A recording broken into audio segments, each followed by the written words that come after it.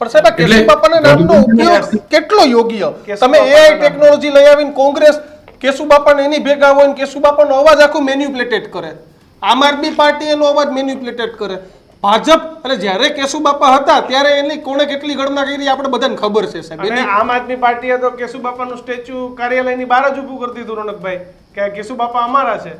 મુદ્દાઓ કરતા કેશુ બાપાને વધારે આગળ કરવા. કેશુ બાપા જેવું કામ તો કરી બતાવો, કેશુ બાપા જેવા રાજનેતા તો થઈ બતાવો, પછી તમે કેશુ બાપા કરજો. કેશુ બાપા એ આખા ગુજરાતની રાજનીતિના બાપા હતા. હા, એટલે કેશુ બાપા ઉપર અધિકાર બધાનો હોય. એટલે આ ગોપાલભાઈને પણ ફૂલહાર ચડાવવાની ઈચ્છા થાય ચડાવે, આ હર્ષદભાઈ, ભૂપતભાઈ, કિરીટભાઈને પણ ચડાવવાની ઈચ્છા થાય ચડાવે. કોંગ્રેસ વાળા કદાચ નહીં ચડાવતા હોય, પણ એ કિરીટભાઈને પૂછવું તો જોઈએ જ કે વિસાવદરની અંદર કેશુ બાપા મુખ્યમંત્રી હતા, આટલા હતા, તો કેશુ બાપા અલગ પાર્ટી શું કરવા બનાવવી પડી હતી? બધા કેશુ બાપાના યાદ કરતા હોય, એ બી કિરીટભાઈ કહેતા હોય કે અમારા નેતા હતા, અમારા નેતા હતા, બરાબર? તો એ કહેવું જોઈએ એમને પણ. ગોપાલબેન બી કહેવું જોઈએ કે ભાઈ ગોપાલભાઈ, કેશુ બાપા કોઈ એ વ્યક્તિત્વ છે, એ વ્યક્તિત્વ એટલું વિશાળ અને એટલું મોટું વ્યક્તિત્વ હતું, એટલા મોટા દિલનું વ્યક્તિત્વ હતું, એમનો વિચાર જીવતો છે.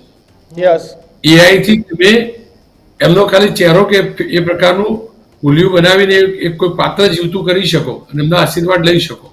સાચા આશીર્વાદ લેવા હોય તો કેશુ બાપાના વિચારો પ્રમાણે કામ કરો ને, તો કેશુ બાપાનું એઆઈ બનાવી તમારે પ્રચાર કરવાની જરૂર જ નથી.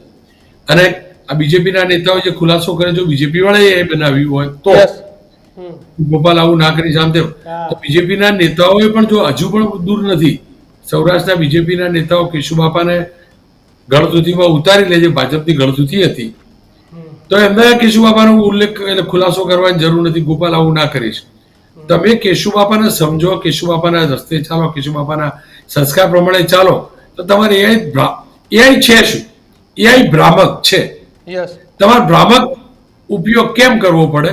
કારણ કે તમે દુનિયાને બ્રહ્મા રાખવા માંગો છો, અને એ જ બતાવે છે કે તમે બ્રહ્મા રાખી જીતવા માંગો છો. ગોપાલભાઈ હોય, કિરીટભાઈ હોય કે રાણપડિયા સાહેબ હોય, આ બધા આવી ગયા. મિત્રો, આવા જ વિડીયો અને શોર્ટ્સ જોવા માટે આજે જ અમારી ન્યૂઝ રૂમ યુટ્યુબ ચેનલને સબસ્ક્રાઇબ કરો.